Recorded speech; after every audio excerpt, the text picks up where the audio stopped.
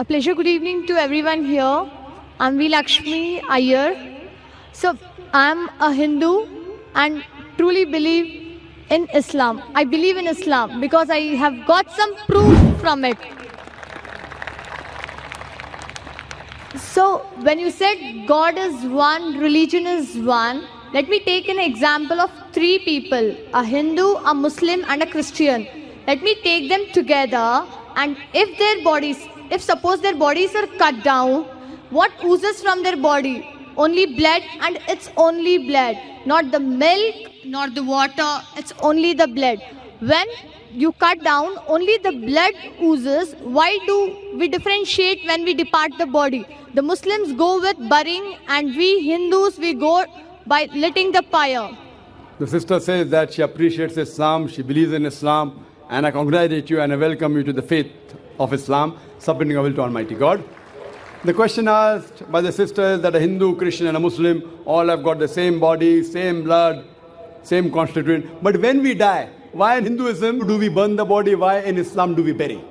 Let's analyze the pros and cons and you decide which is better. In Hinduism, also they say you can bury the children, etc. But when you become an adult, most of the sects say you have to burn, you have to cremate. There are some sects which say you have to bury.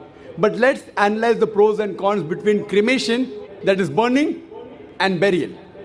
If we analyze, in Islam, we have to bury. Why? Because today we have come to know that whatever constituents of the body is there, the earth, the soil, contains the same basic elements of the body in lesser or greater proportion. So from earth we come and to earth we return.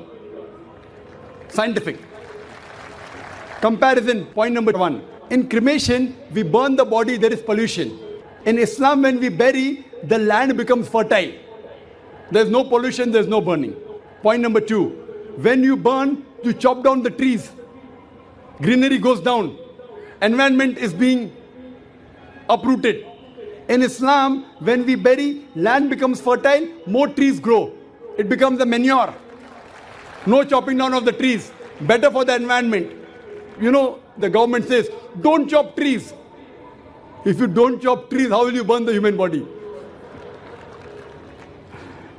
Point number three, it is more expensive. According to Indian statistics, every year, crores and crores and crores, hundreds and thousands of crores, every day crores of rupees are spent. Every year, hundreds of crores are being spent only on the trees and burning the body.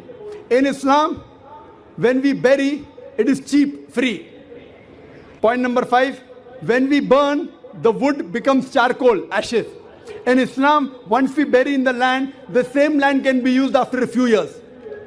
It is forever. You can recycle it.